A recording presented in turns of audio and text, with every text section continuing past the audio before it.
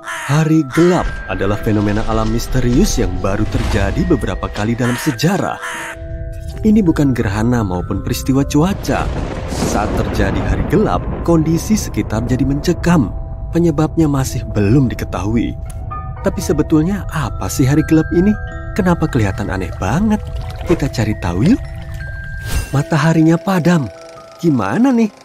Keterangan ini diungkapkan oleh penduduk Yamal, Siberia, kepada meteorolog pada tanggal 18 September 1938. Pagi itu, mereka nggak berangkat kerja seperti biasa, tapi berkerumun di stasiun cuaca menunggu jawaban. Penyebabnya karena saat itu mereka ngelihat fenomena aneh. Ada gerhana yang kemudian mereka namai sebagai hari gelap.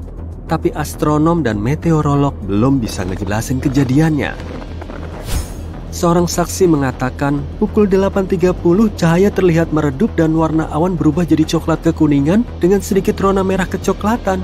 Pada pukul 9, cahaya sudah berubah drastis dan suasananya terlihat seperti dunia yang disaksikan dari filter cahaya gelap. Warna coklat pada awan semakin kuat. Pada pukul 10.30, warna langit dan bumi terlihat sama. Semuanya kelihatan hitam homogen, tanpa cahaya. Nyeremin banget kan? Itu masih belum seberapa. Seluruh kota menjadi sunyi tanpa gelombang radio. Para meteorolog juga nggak bisa menghubungi pihak berwenang dan penduduk lokal nggak bisa menerima sinyal radio. Semuanya gelap gulita. Lalu, mereka mulai mengirim sejumlah suar. Suar ini terbang ke angkasa menuju awan hitam padat yang menggantung di atas kota. Kemudian lenyap. Setelah memasuki awan pekat, suar ini langsung hilang. Cuaca saat itu sangat bagus dan suasananya tenang. Fenomena hari gelap ini berlangsung sekitar 1 jam, lalu berakhir secara tiba-tiba. Dan anehnya lagi, awan pekat tadi juga ikut hilang tanpa ninggalin hujan, debu, atau material lain. Setelah kejadian, peneliti bisa mengamati hari hitam ini telah menyebar sejauh 200 sampai 250 km. Mereka juga tahu sabuk gelap itu bergerak dari barat ke timur. Setelah melewati selatan semenanjung Yamal, sabuk ini bergerak sebentar lalu lenyap. Fenomena ini ternyata nggak cuma terjadi di Yamal. Gerhana serupa juga terjadi di berbagai belahan bumi selama bertahun-tahun. Salah satunya di New England pada tanggal 19 Mei 1780. Penduduk lokal bisa menyaksikan peristiwa yang kemudian disebut Hari Gelap New England. Tapi hari gelap ini nggak cuma berlangsung selama sehari. Beberapa hari sebelum kejadian, warna langit berubah jadi kuning. Tanggal 19 Mei, di siang hari, semuanya kelihatan gelap. Seorang saksi bernama Joseph Plum Martin menggambarkan kejadian ini kepada awak media. Keadaan saat itu sangat gelap. Penduduk harus menyalakan lilin di dalam rumah untuk melanjutkan aktivitas seperti biasa. Siang dan malam hari kelihatan sama. Bau jelaga terus menguar di udara. Sungai-sungai dipenuhi lapisan abu tipis. Di malam hari, bulan yang menyembul di sela-sela awan berubah warna jadi merah tua. Dan beberapa hari kemudian, kumpulan bintang baru bisa terlihat menembus awan. Lalu tiba-tiba, semuanya kembali normal. Tapi nggak ada seorang pun yang bisa ngejelasin kejadian ini. 22 tahun kemudian, tepatnya pada tanggal 2 Juni 1802, sekuner El Dorado sedang berlayar melintasi Samudra Pasifik. Tiba-tiba, semuanya menjadi gelap gulita. Padahal saat itu, nggak ada badai maupun ombak besar. Tapi seluruh penjuru langit kelihatan gelap. Dan awan gelap itu baru bisa lenyap setengah jam kemudian. Kejadian serupa terulang kembali 74 tahun kemudian. Gelombang hitam telah terjadi di Wisconsin, Amerika Serikat pada tanggal 19 Maret 1886. Gelombang ini berlangsung sangat singkat pada jam 3 sore dan durasinya sekitar 5-10 menit. Seluruh kota seketika gelap gulita. Kuda yang ketakutan mulai meringkik dan banyak orang berlarian ke tempat aman. Setelah semuanya tenang, surat kabar lokal melaporkan gelombang ini bergerak dari barat ke timur. Saat itu nggak ada gerhana matahari, angin maupun badai. nggak ada gejala yang menyebabkan kegelapan ini. Peristiwa lain terjadi pada tanggal 2 Desember 1904 di Memphis, Amerika Serikat. Tapi ini masih rumor karena nggak ada bukti ilmiahnya. Cuaca kota Bluff di pagi itu masih dingin. Para penduduknya beraktivitas pagi seperti biasa. Tapi sekitar jam 9, mataharinya tiba-tiba menghilang. Dan semenit kemudian, semuanya jadi gelap gulita. Para penduduk langsung menghentikan aktivitas mereka dan murid sekolah mulai ketakutan. Sama seperti fenomena sebelumnya, cuaca saat itu sangat tenang. Kejadian ini berlangsung sekitar setengah jam, lalu tiba-tiba semuanya kembali normal. Beberapa saat setelah gerhana misterius ini, badai dahsyat menerjang seluruh kota. Sebenarnya ada apa? Semua kasus ini pasti bisa dijelasin secara ilmiah kan? Sebetulnya sih para saintis belum punya jawaban pasti. Semua kejadian ini sangat mirip, tapi nggak ada penjelasan tunggal yang bisa dipakai.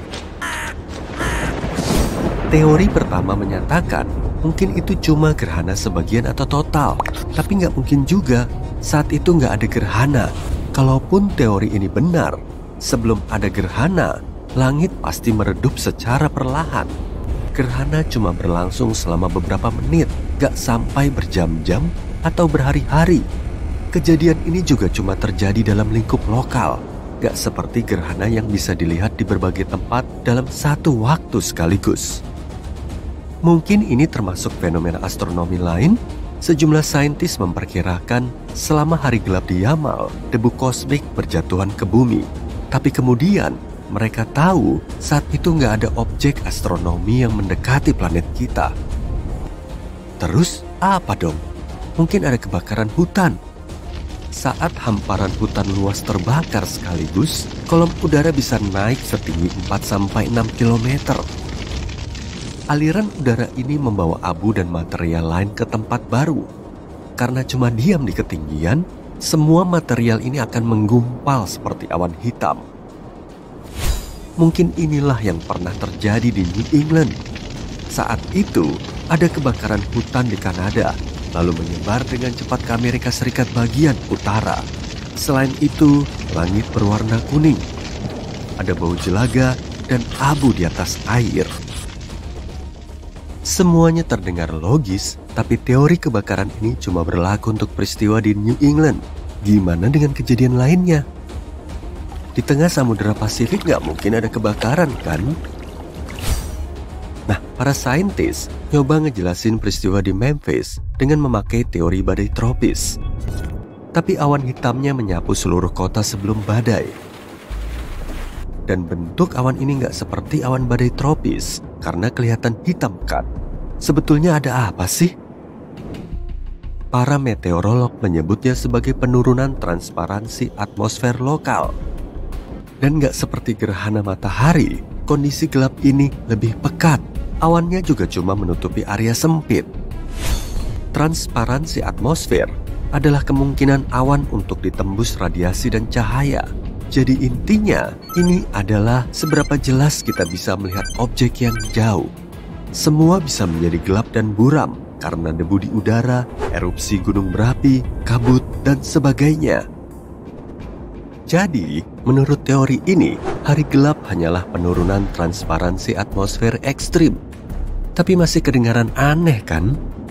Kalau memang begitu, seharusnya sisi langit tertutup oleh kabut tebal. Situasi saat seperti ini memang sangat gelap, tapi dengan bantuan lampu, visibilitasnya masih sangat bagus. Gak ada yang menghalangi pandangan kita selain awan hitam yang menutupi matahari. Jadi, fenomena ini sangat sulit dijelaskan. Kejadiannya baru berlangsung sebanyak 5-6 kali. Kalau ada kejadian lain, berarti nggak terdokumentasi. Kamu berada di tengah gurun Sahara. Kamu melihat terpal besar dengan pola target merah. Permukaannya sangat panas sampai bisa dipakai untuk menggoreng makanan. Setetes air akan jatuh ke tengah target ini pada kecepatan cahaya. Secara teori dan teknis, eksperimen ini mustahil dilakukan. Tapi jika itu terjadi, ketiadaan misterius menunggu kita. dan masing-masing versi dari ketiadaan ini akan berbeda. Jadi, kita akan melakukan eksperimen dengan 3 tetesan. Opsi 1, lebih baik melakukannya dari ketinggian besar atau luar angkasa. Kamu terbang memakai tas roket ke stratosfer. Kamu membawa sebotol air di tanganmu, kamu menuangkan 1 tetes. Anggap saja itu mulai berakselerasi sendiri. Dalam kasus ini, bahkan pada kecepatan rendah, setetes air akan terbakar di lapisan pelindung atmosfer. Kurang dari 1 detik, tetesan itu akan berubah menjadi uap. Anggap saja planet kita tidak punya perlindungan seperti atmosfer. Hambatan udara akan tetap menghilangkan tetesan itu. Tetesan itu akan jatuh pada kecepatan tinggi. Angin dingin mengubahnya menjadi untayan es. Semakin besar percepatan tetesan itu, semakin kuat hambatan udaranya. Tetesan itu bergerak semakin cepat dan tak lama kemudian mencapai kecepatan suara. Lalu, tetesan itu hancur menjadi ribuan partikel kecil. Dalam kondisi itu, tetesan itu tak akan pernah bisa mencapai bumi pada kecepatan cahaya. Tak akan terjadi apa-apa karena tak akan ada yang mencapai target.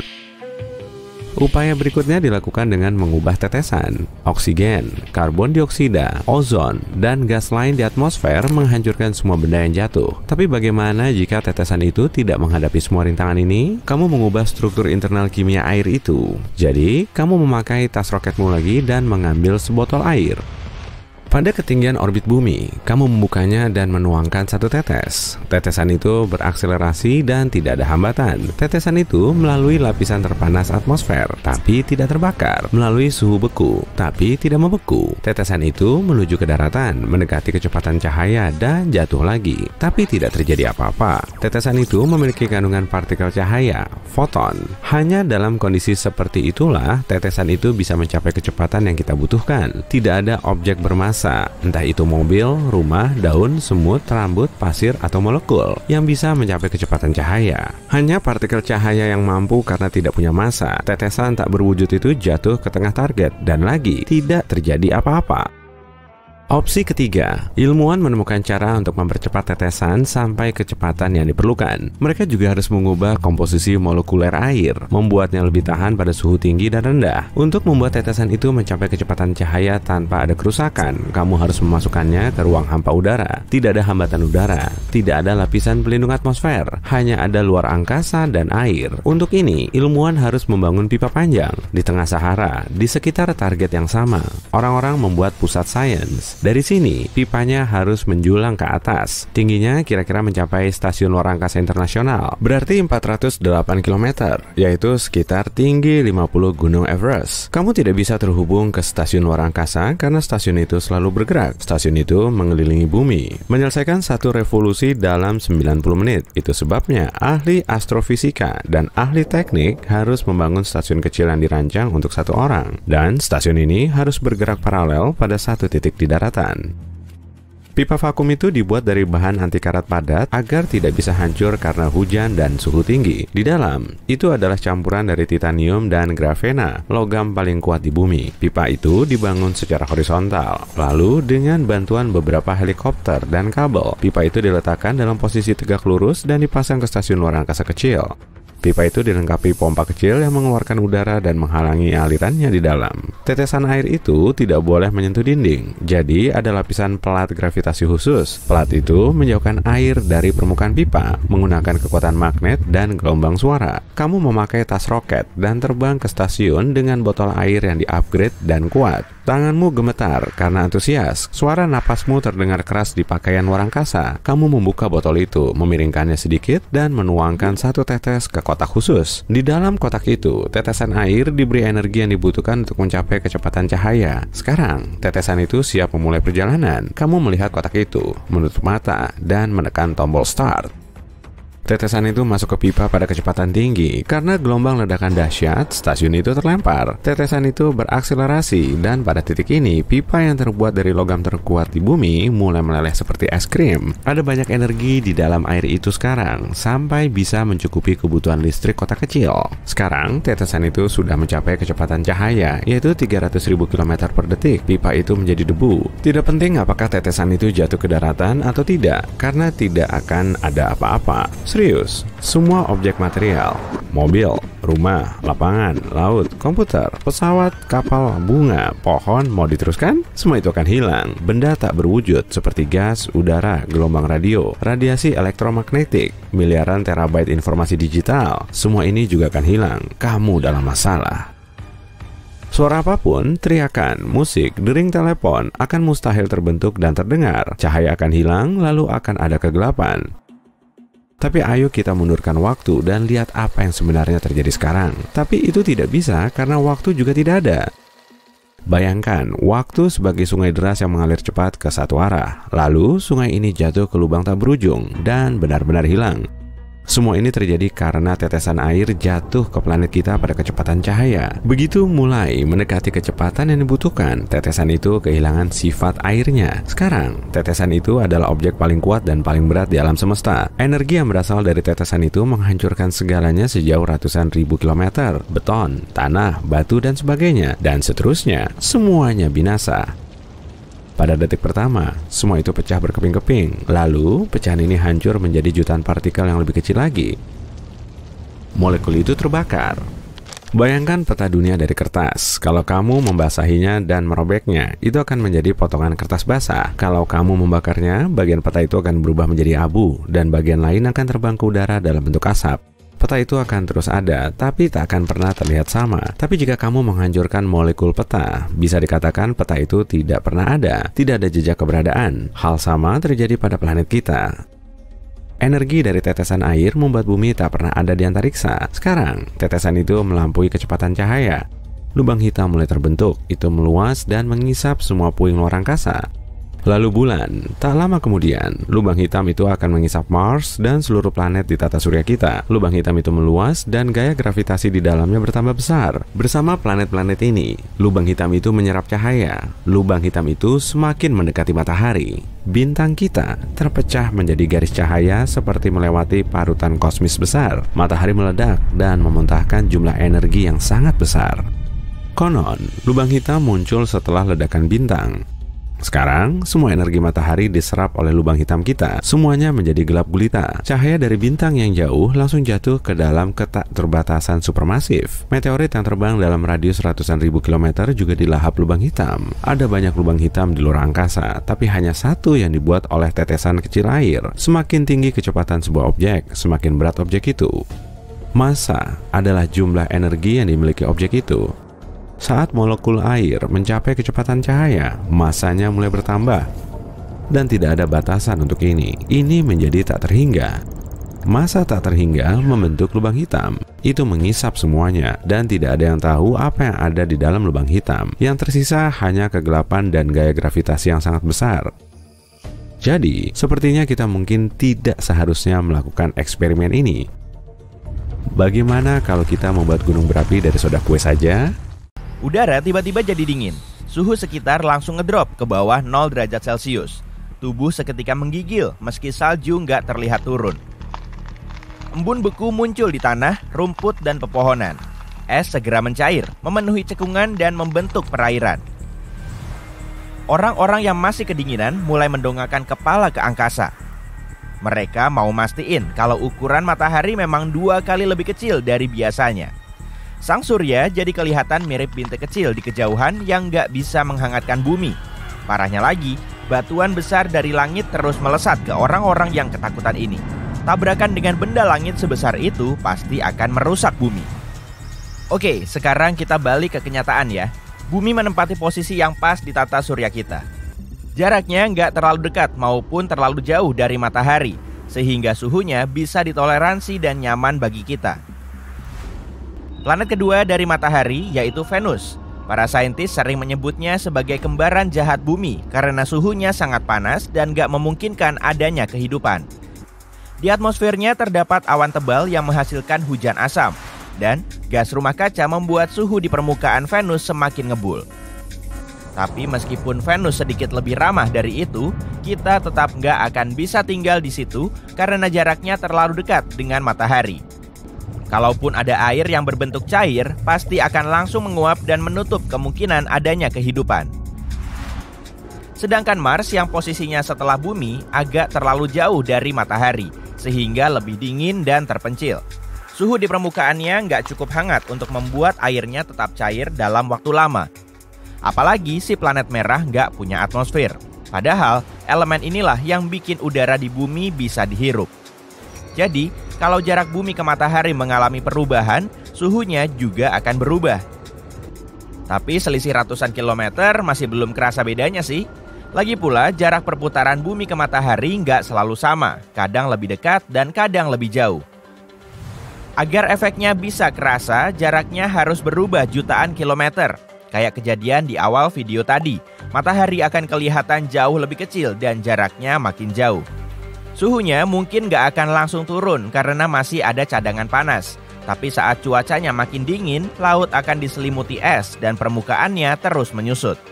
Es akan memantulkan banyak panas matahari ke atmosfer dan luar angkasa, yang bikin bumi kita kurang hangat. Saat es bertambah banyak, uap air di udara jadi berkurang. Padahal uap air ini bisa menangkap panas dan membentuk awan. Akibatnya, hujan makin jarang mengguyur. Dengan udara dingin dan minimnya hujan, tumbuhan jadi gampang mati. Area beres dan tanah tandus terus meluas, menyisakan sedikit pinggiran sungai untuk sementara waktu. Setelah beberapa saat, sungai nggak akan mengalir karena membeku atau mengering. Danau dan laut juga ikut beku. Kehidupan di sekitarnya akan musnah. Setelah tumbuhan mati, makhluk hidup lain terkena imbasnya. Bumi kita akan berubah jadi gurun beku. Kamu masih ingat sama batu raksasa yang disebutin di awal video tadi kan? Itu adalah asteroid dari luar angkasa yang muncul karena pergeseran orbit bumi. Sebagai planet terbesar di tata surya, Jupiter bisa melindungi kita dari batuan luar angkasa. Masanya sangat besar, jadi kebanyakan asteroid dari luar angkasa bisa terperangkap oleh gravitasi Jupiter, lalu jatuh ke permukaannya. Di Jupiter nggak ada kehidupan, permukaannya berwujud gas, jadi semua asteroid yang masuk ke situ akan hilang tanpa bekas. Tapi, sebagian asteroid tetap bisa lolos dari Jupiter. Nah, kalau ini gilirannya Mars. Si planet merah akan menahan sabuk asteroid di antara Mars dan Jupiter. Massa kedua planet ini menghasilkan medan gravitasi yang mencegah asteroid terbang ke sembarang arah dan menabrak sembarang objek. Kalau nggak ada Mars di antara bumi dan sabuk asteroid, kita akan lebih sering dihujani meteor daripada hujan biasa. Semisal posisi bumi berada di Mars, maka planet kita akan menjauh ratusan juta kilometer dari matahari. Massa bumi kurang lebih sama dengan Mars, jadi sabuk asteroid nggak akan bergeser. Tapi suhu di dalamnya akan ngedrop dan memicu kepunahan. Kalau bumi kita bergeser tapi Marsnya tetap di tempat, bisa dipastikan akan terjadi bencana. Kedua planet gak akan bisa mengorbit matahari pada kecepatan yang sama karena masanya gak sama. Bumi dan Mars juga akan bertabrakan. Kalau dilihat-lihat dari kecepatannya, kedua planet ini akan hancur dan mungkin akan menghasilkan sabuk asteroid baru di tata surya kita. Kalau bumi mendekati matahari, kita nggak akan bisa apa-apa lagi. Selain besar, matahari juga panas dan nggak bersahabat. Panasnya akan melelehkan gletser di bumi dan menaikkan permukaan air laut secara drastis. Air akan langsung membanjiri sebagian besar benua dan daratan semakin menyusut. Artinya, penyerapan panas terus bertambah sehingga menyebabkan kenaikan suhu. Perairan luas juga cepat menguap, lalu melepaskan banyak uap air dan karbon dioksida ke atmosfer. Karbon dioksida adalah gas rumah kaca yang menyerap panas dan uap air. Kedua zat ini akan menjebak lebih banyak panas matahari dan membentuk awan tebal. Kondisinya mirip banget kayak di Venus, tapi tanpa asam. Lapisan awan tebal ini juga bikin planet kita semakin panas. Pada akhirnya, seluruh permukaan bumi akan terus memanas, hingga kebanyakan makhluk hidup nggak mampu bertahan. Hanya segelintir makhluk hidup tahan banting yang bisa bertahan di suhu setinggi itu. Misalnya, hewan gurun. Hujan tetap akan turun sih, tapi nggak bikin suhunya dingin. Tumbuhan akan sulit beradaptasi di lingkungan baru yang bersuhu panas. Tumbuhan di daerah dingin akan cepat layu, kemudian mati, dan akhirnya tumbuhan yang hidup di daerah beriklim sedang sampai tropis juga ikut mati. Bumi akan berubah jadi bola batu yang tandus lagi, tapi kali ini oleh panas. Jarak bumi ke matahari, kemiringannya, kecepatan rotasinya, orbitnya terhadap matahari, dan bahkan kehadiran bulan sebagai satelit alaminya sangat penting bagi kehidupan di bumi. Kalau bumi nggak sedikit miring ke matahari, Khatulistiwa bakal panas banget dan kedua kutubnya bakal dingin banget. Musim juga nggak akan berganti. Yang ada cuma musim panas dan musim dingin berkepanjangan. Planet kita mendapat panas secara merata dari segala sisi dengan kemiringan dan rotasinya sekarang. Jadi mirip kayak barbeque yang lagi dipanggang. Saat salah satu sisinya menghadap matahari, sisi lainnya gelap dan dingin. Kalau nggak ada perbedaan siang dan malam, kita mungkin cuma bisa menempati beberapa area dengan senja berkepanjangan. Bayangin aja, hidup tanpa matahari terbit dan terbenam pasti bakal suram banget. Bumi sudah bikin kita nyaman dengan kondisi normalnya, iya kan?